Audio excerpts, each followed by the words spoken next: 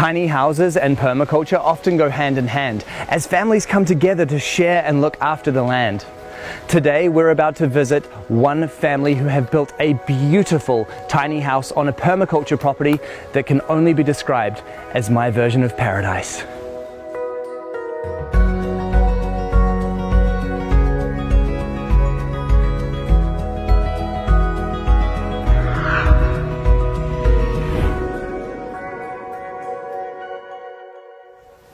G'day Murray. G'day Bryce. Nice to meet you, mate. You too. And how wonderful to see your home. This just looks amazing. Thank you. Tell me a little bit about what actually inspired you to build a tiny house on wheels. Oh, well, I saw the concept. There was a guy in a workshop where I was renting a space, building a tiny house. And I thought it was interesting, but kind of like, why would you not just get a caravan? And then circumstances unfolded where we needed to get out of our house. And it was the choice between like going back into the rental market, which I really didn't want to do, or finding some solution, and that's when the penny dropped about why you would build a tiny house. So tell me about the construction of this house. Well, it's built on a 2-ton trailer. When I started looking into prices of trailers, I just couldn't afford what they were asking.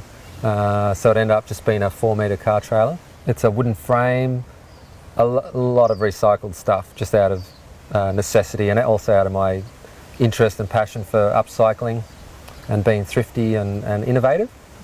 It was like a, you know, sometimes you build up to something, like you might be like, I'm scared of heights, so I'm going to go skydiving. It was like doing that every day because I've never built a house, so everything was new. So it'd be like, okay, today I'm going to, you know, build a window frame, and okay, now today I'm going to install it, or today I'm going to do the plumbing, and it was like this marathon of threshold crossing and initiations. So it was stimulating, exciting, intense, exhausting, but you know, the most satisfying thing I've ever done, I think. This house just looks so incredibly unique. Tell me a little bit about the design concept when you came to actually, you've got your trailer, how did you actually go from there when it comes to constructing this? Well, I guess it's like, okay, what's this house got to do for us? Because we're a family of 3. We've got a 6-year-old daughter. She was, I think, 4. We've been in here for 2 years. So she would have been 3 when I started designing. You know, it was like starting off, what do we need it to do? We're on a farm. It needs to be very practical. And then once I designed it, we did it all in SketchUp and that sort of thing. And once I was sort of looking at it, I was like, oh, it kind of looks like a boat. So you tied in a bit of a nautical theme, like there's little portal windows. So it's 4 metres long, but it looks a bit higher than ordinary. It is, yeah. It's 4.5 metres high, right? So, which I think is about 20 centimetres above the road limit. But if we do want to move it, we can take out like that wedge and fold the ceiling down. So I've built it with hinges at the back, so it can do that if we need to. It'll be a pain, but it's possible. And this tiny house, it's totally off the grid as well, isn't it? It's almost totally off the grid. I ended up getting a good pair of batteries and running at 24 volt, and it runs everything except the fridge and the occasional appliance like toasters. So we've got a cord that runs from the shed. But you know, when the power goes off, we have lights, and I can plug in the aquaponics and that sort of thing. Gotcha. And I can see you're collecting rainwater here? We collect, yeah, all the water we need. We tend to use it just for washing, some gardening. The grey water feeds into a garden system. It is amazing how much water you can actually catch. We get good rainfall here too. Living the dream. Yeah. And the spot that you've chosen for this house as well, and the way that you've built these gorgeous gardens around it is just perfect, isn't it? Yeah. So we're a community of 3 families, and we all hold as a kind of a central tenet the importance of having access to local food that we've grown. We know what's gone into the soil. We know we're in touch with the seasons. You know, like if it's been raining a lot or not enough, and how that impacts our food. And everything has a richer story and tastes better because we have that connection to it. And especially nowadays, like, we are exploring ways of coming off this fossil fuel addiction, you know, where in the past it's been very possible to get a big chunk of land, like 100 acres, get your tractor, get your pesticides, but you know, it hasn't been good for our health, it hasn't been good for the health of the land. Whereas with permaculture, you know, it's a lot more down to earth, and you need people power, and we learn to work together and to get along and to prosper in in a way that's more connected, more in touch with realities. So living in community for the first couple of years was quite challenging for me because we were all trying to do everything together, and it was almost like marrying each other because we all had young kids at that time. And now I think we're at a point where we're starting to really complement each other, and we're doing things that we love but not trying to do everything. And I think we're not trying to be totally off-grid, but we're taking the small steps that we can really to live a little more consciously. Yeah, what becomes obvious is that we're not used to, in my case, not really used to cooperating so intimately with other people. So the first thing to get over was to learn was a lot of compromise. And so you can often, if you can keep the communication channels open, you can often come up with a solution to have everyone's needs met that an individual mightn't have thought of. And I like to think of it in terms of games, like how can we find a win-win game of where we all get our needs met, and be a bit light with it as well. Like none of us are experts in anything, so a lot of it's just being a bit playful and having the courage to just try things out and be okay with mistakes and learn from them, see them as opportunities rather than something's gone wrong. And I think we're all up for that, which is good. Yeah. Well, I am very intrigued to see what you've done on the inside. Can we have a look? Sure. Come on in. All right, thank you.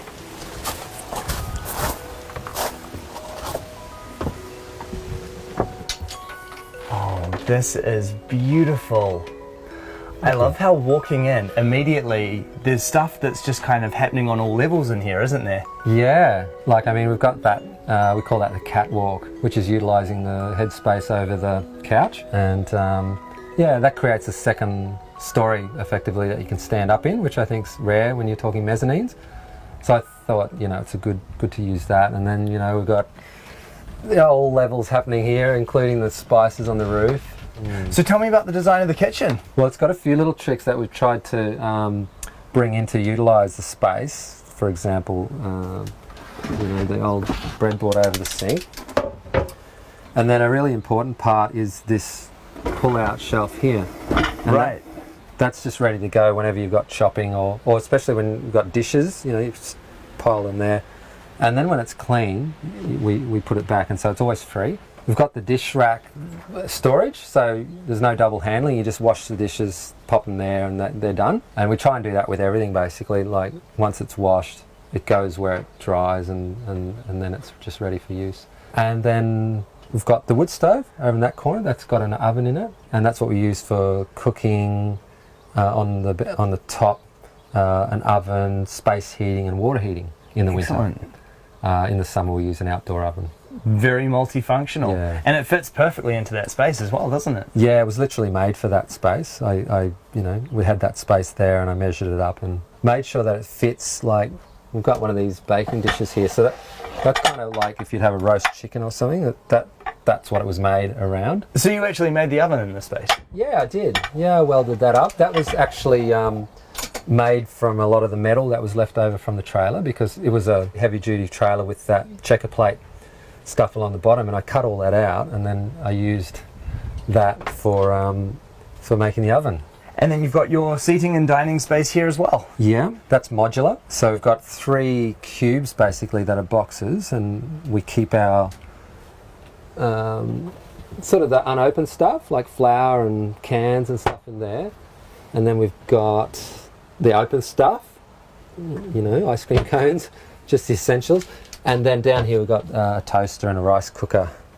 When you're living in a small space, it must be very, very hard to feel cramped when you look out on this sort of expansive, beautiful valley and those imposing mountains in the background. Absolutely, yeah. You can feel small looking at them, but the space doesn't feel small. Yeah. So what do we have around the corner there? So this is the bathroom. Right. Is that a wooden tub? It is, yeah. It's inspired by a Japanese ofuro hot tub. So the idea being that it's kind of short and deep, and I imagine myself up to my neck in hot water in that one. Yeah, I bet. And this is made out of wood. How did you actually do that? Well, I initially just made the box and glued it and screwed it, and then got some epoxy and really worked in on the joins heavily with that and a few layers of that, and then just layers and layers of polyurethane, a bit like a boat, I guess. It's pretty cool. And this curtain turns this into the dressing room. Very nice. So it cuts it off from the main room, and you've got a little bit of storage here, as well as a step to get in for particularly for Gracie. Have you actually tried out the bathtub yet? No, I haven't tried out the bathtub. I think probably because we've got a fire tub outside which we use. So at the moment it's just a glorified shower cubicle. And in the nook around the corner?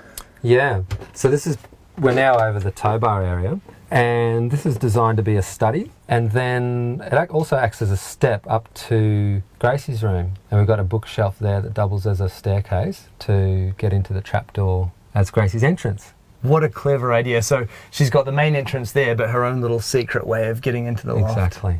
She must love that. Yeah, it's that little thing. It's like kids love secrets. Yeah. And what a cool idea as well, because this does just act like a little private area for her to have a little bit more space in the home as well to herself, doesn't it?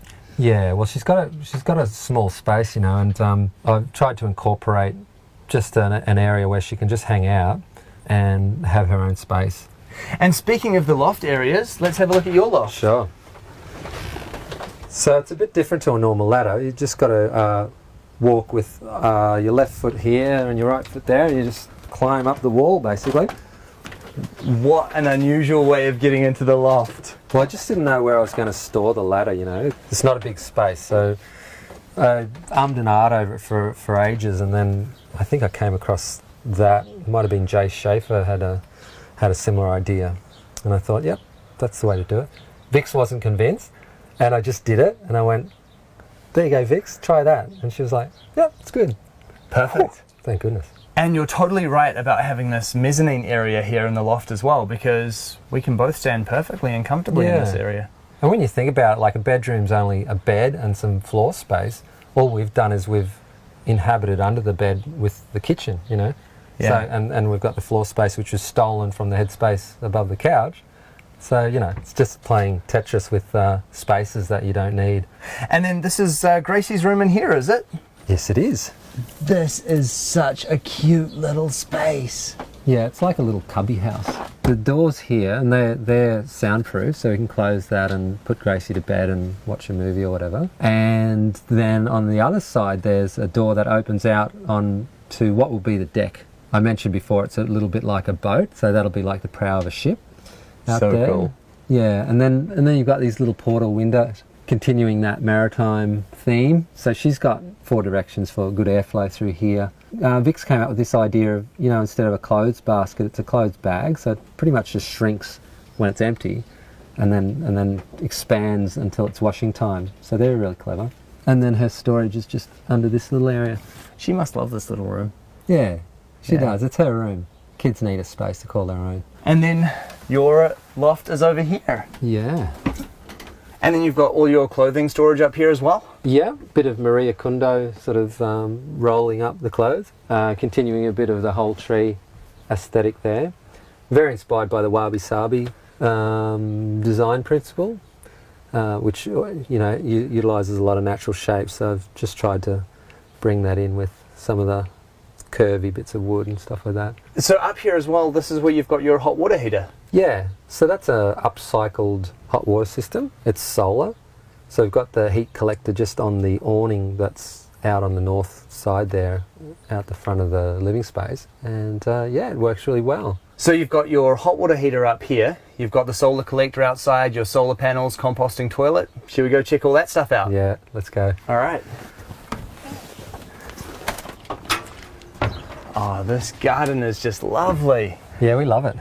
So first of all, this deck is a fold-out extension from the building, so if it was moved, we could fold it up. And then the next thing is it's got a built-in wicking beds, which utilise the grey water that comes out of the kitchen sink, and it goes through a worm bed and into a filtration system, and then comes out and the plants can use it. So we never need to water these, we just pick all our herbs for dinner and come back in and use them in our meal. And then we've got an aquaponic system over there. Excellent, can you show me the aquaponics setup? Yeah, so this is it. Utilising some more of the hard garbage throw-out stuff from the local tip shop. Yeah, all these old tubs. Yeah, they're brilliant. We love bathtubs around here. We can't get enough of them. Yeah. So basically what you've got is a fish tank down here. Our aquaponics has trout in it, and they are pooing into the water, and then the water's getting pumped up to these grow beds continuously, and then there's a device called a bell siphon which cyclically fills and empties the tank, and so then that fills up the tubs and the plants use up all of the nutrients, and there's a bacteria culture in there that's transforming the ammonia from the fish into usable nitrates for the plants. So that cleans the water and then it goes back down to the fish. From here across we sort of move into the market garden area where we grow a lot of our own food and then also food for sale. So over here we've got what's called a mandala system, which incorporates chickens, fruit trees, perennial crops and seasonal crops, all in a moving successional kind of dynamic. And yeah, it's all about, you know, moving the nutrients where you need it, when you need it, without kind of having to bring stuff in and take stuff out. You know, it's all just using what's there. And so what about the toilet here? So we've got an outdoor composting toilet, and it's housed over here underneath the solar panels. So there's the there it composting is, in toilet all in its there. glory. So just a simple bucket composting system? Yeah, it's as simple as you get. And being here on a permaculture farm, I'm sure you've got no end of uses for the compost. Absolutely, the more the better. Yeah. Yeah, we'd never dream of trying to get rid of it. Yeah, just transform it into a state that it's usable. So does the humanure get added to your existing compost setup, or do you have a different composting system for your humanure? Yeah, we have an exclusive system for the humanure, and then that'll be used on the fruit trees when it's ready. Great. Yeah. Nice and simple. So how long have you actually been living here now in total? We've been in the tiny house for 2 years. And how's it all working out for you? Yeah, we've loved it, and we've just started to find that living here is giving us, you know, more energy, more time, because we're not servicing a house, we're not servicing a loan, we're just setting up systems that now feed us, you know, and they require minimal input, you know, and it's all just taking care of itself. And what about the cost of setting all this up? So when we moved in 2 years ago, the total cost was $13,000. So I had a lot of time to build, but not a lot of money was coming in, but it just trickled in, and we never got into debt, never had to borrow, and just at the end of the year after building a house, it kind of had the same bank balance as at the beginning. And I think that had a lot to do with how the build unfolded, because, you know, if someone gives you a bunch of wood and it's full of nails and you've got a lot of time and not a lot of money, you'll sit and pull the nails out. But I think it was really good for the build to not actually have much money, because it made me look for other creative ways. You're just like, how can I save money? I like the idea that thrift can lead to thriving as well, you know, just by being resourceful and using what's on hand and keeping it simple and keeping it local. Yeah. And what about the cost of actually being here on the land? Well, it's the normal rates, I guess. We are servicing a loan to buy into the land as well. So that, I guess we're paying what you'd normally pay in a rental situation, except it's not just down the drain, it's an investment. Well, an investment it certainly is. This is an incredible property, a beautiful house, and a wonderful, wonderful setup for your family. Thank you so much for sharing your home with me. Pleasure, Bryce. This tiny house is a truly remarkable home. So much thought has gone into its design, so much effort has gone into the clever sourcing of materials, and one of the things that I like most about this space is the way that it's really designed to work with the outside world, because in the end, it's out there that we live our lives.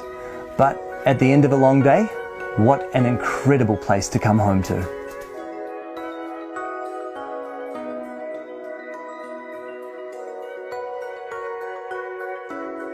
Oh yeah. This is not a dream.